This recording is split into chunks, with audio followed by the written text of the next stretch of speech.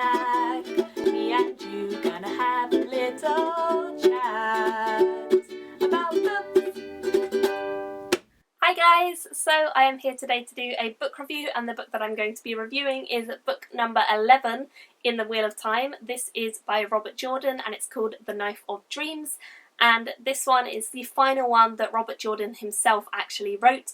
The last 3 in the series are written after his death from notes by Brandon Sanderson. So this one was the final Robert Jordan book, and I'm so happy that I've got to this point of the series, and I definitely enjoyed this one a lot, so let's get into exactly what this one is all about. Before I went into this one, I had heard from various different people that this was the start of Robert Jordan bringing all the threads that he'd woven back together and starting to make them intermingle once more in order to bring the threads of the story back together for the ending, which is A Memory of Light. A Memory of Light was due to be the 12th and final book in the series. However, when Sanderson took over, he read through all the notes that Jordan had left and he decided that it was just too much to fit into a final book, so he divided the final book into 3 final books and made them the last 3 in the series, bringing it up to a 14-book series. I do think that this book shows the beginning of Jordan bringing those strings together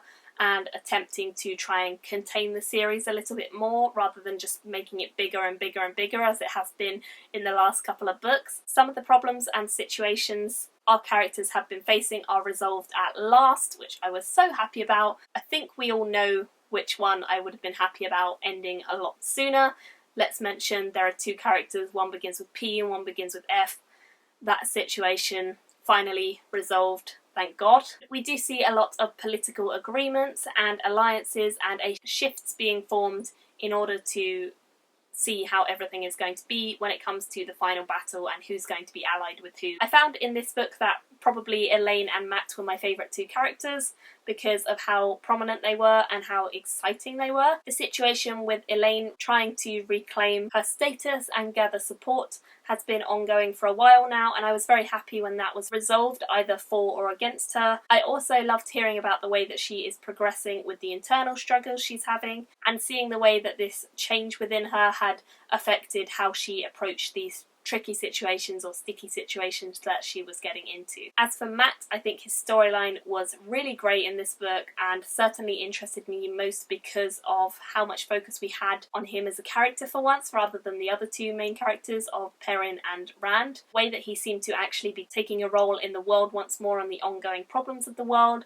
was great, because up until this point I feel like he's been a little bit disjointed from the other characters, and in this one he certainly felt like he came back together with the main story a little bit more, and we understood why he'd been off doing the things that he had been. It seemed to me as though Mat had kind of accepted his fate by this point, which is good, because we've been waiting for him to do that for a while, and although he doesn't exactly embrace it, he kind of accepts it and he's content enough to see it through and see what's going to happen next with his story. Faile and Perrin's storyline were the ones that annoyed me the most in the last few books because it was just drawn out, and this thing that was going on with the 2 of them was just so overly drawn out that I wasn't really enjoying it, and I was getting a bit fed up of the whole situation and the separation between the 2 of them due to the events of the world. It was all a bit too long for my liking, so I didn't love the fact that it was so drawn out. Even though I understood why, I still didn't love the fact that it was that long and that many books of this ongoing problem. They have each been struggling to get themselves out of the situations that they are in. There's been a lot of fixation on them, which I think could have been spent better on other characters. For example, Mat, I would have liked to see more of his storyline in the last few books, whereas we've focused a lot more on Perrin and Faile, and although I like them, I feel like their storyline definitely wasn't as interesting as some of the stuff in Mat, so I would have liked less of a focus on them and more of a focus on Mat. But I feel like that balance has been shifted to where I want it to be now, and I'm glad that things have sorted themselves out in a way that I wasn't expecting necessarily, but I definitely enjoyed reading about. I also really enjoyed seeing Faile overcome some of her pettiness, because she definitely is a character who, although interesting and intelligent, she does have this streak within her that is kind of petty and annoying, and she does seem to have overcome some of that over the course of the last few books. Perrin also seemed to come into his own once more, once the problems facing him and Faile had been somewhat resolved, and I liked the fact that he was becoming the character who I know and love once again, as opposed to this character with a huge fixation on this problem that was between them. I definitely am glad that we will not have constant moaning from Perrin anymore. Egwene was also an absolutely fantastic character. I always think she is a fantastic character, despite her own predicament in this book, which is pretty bad.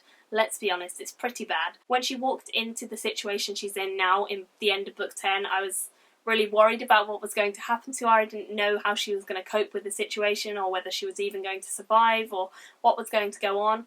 And I felt like she dealt with everything really, really well. I loved the progression of her character from who she was in the very early books up until this point. She's so different now, and she's so commanding and sure of herself, and she's just a great character all round. I love and admire her, and I think that she's one of the most interesting of the female characters in this book, and one of the least annoying, which is great, because there are quite a few annoying ones. She remained every bit herself, despite the ordeal that she has put through, and I definitely think she is strong to do that, and I cannot wait to see what happens to her in the next book, which I've already started and I'm already really enjoying. As always, Rand is the central character, but in this book I felt like we focused more on the sideline characters and bringing their stories back together in order for Rand to then continue the story as the main character and bring them all into the final battle, which inevitably will happen in the next few books. I have a feeling that the next 3 books will have a slightly different pacing, maybe, with Sanderson taking over. I know that Sanderson writes really action-packed books, so I'm interested in how he's going to bring all the storylines up to date together, and how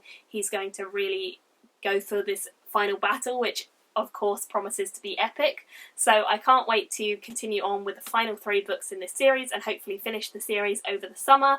I really, really enjoyed this. I ended up giving this one a 4 out of 5 stars. It was definitely fun. Definitely you could see the beginning of everything coming together and converging once more, and starting to really, really build up to this final epic craziness that is going to happen. So I would love to hear your thoughts if you guys have read the series. Let me know if you agree with what I've said or disagree, and who your favourite characters are, whether you are happy that things have been resolved. I would love to know all of your thoughts. Thank you all for watching, and I will see you all very, very soon in another video. Bye! Me and you gonna have a little chat.